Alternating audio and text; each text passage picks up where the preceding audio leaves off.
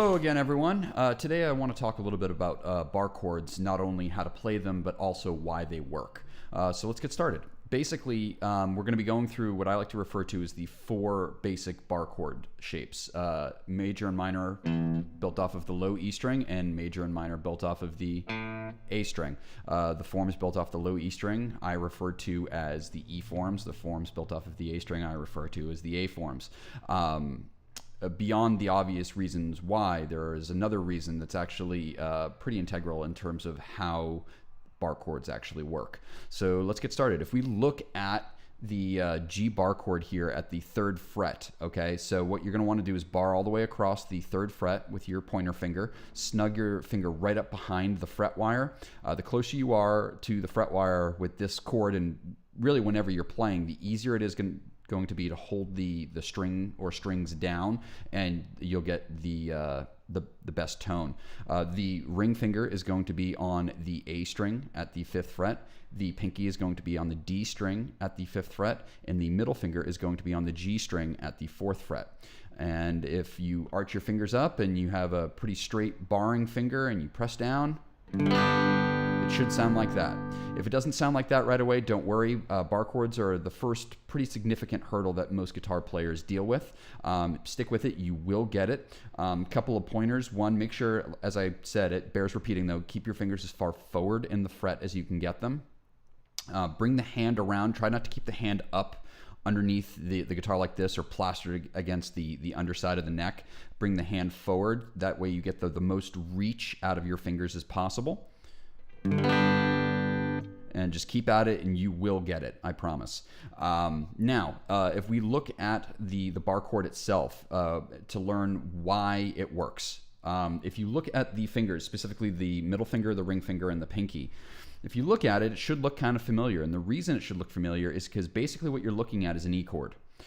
This is, again, why I call it the E form, because you're essentially playing an E chord and your pointer finger is acting like a capo. If you go down and play your just, garden variety E chord, and then instead of using the 1st, 2nd, and 3rd fingers, you use your ring finger, middle finger, and pinky to play it. Okay, it's still an E chord.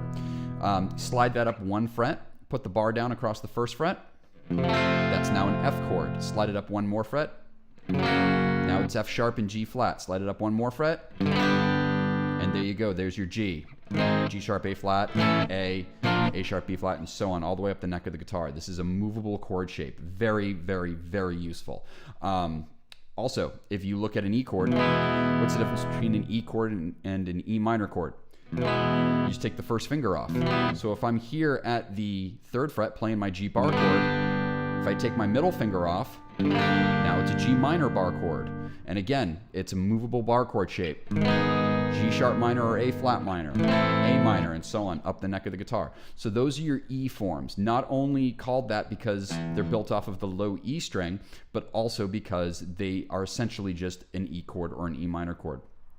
Quick aside, it's important to note that the lowest note in the chord is not always the root note. I've heard a lot of guitar players say that when they're referring to the lowest note in a chord, saying, oh yeah, this is the root note of the chord. That is not always the case. Chords that have a note in as the lowest note other than the root note are called inversions. I will save that for another video. Thankfully today, all of the chords that we're going to be dealing with, the lowest note in the chord is in fact the root note. Now onto the A forms.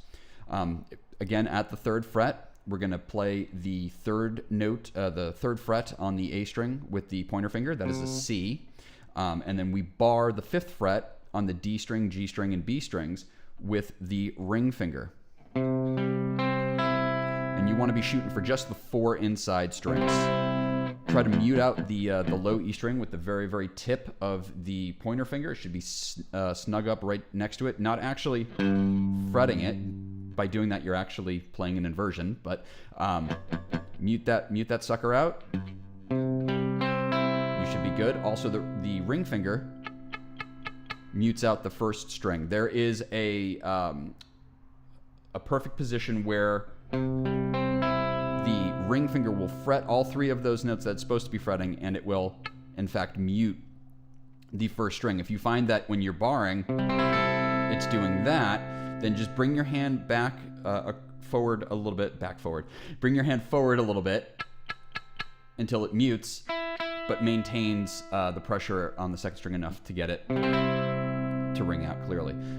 As with the E forms, if instead of barring this here, if you play an A minor chord with your middle finger, ring finger, and pinky, there you go. There's your A sharp or B flat minor chord, B minor, C minor. Same thing with the major form. This is an A chord, and if you were to bar all three of these notes with your ring finger, if it's an open chord, I don't know why you would do that, but if you did, it's still an A chord. Slide up 1 fret, put the first finger down. There's your B flat, B, C. And again, all of these are movable chord shapes all over the neck of the guitar. As long as you follow the musical alphabet and you go up and down the neck, you can learn to play any major chord or any minor chord in 2 different locations at least on the guitar, which will bring your chord knowledge far beyond just your G, C, and D that we all learn in the beginning. So if you have any questions, feel free to drop me an email, put a comment in the comment section. That's what it's there for, and I will see you folks next time.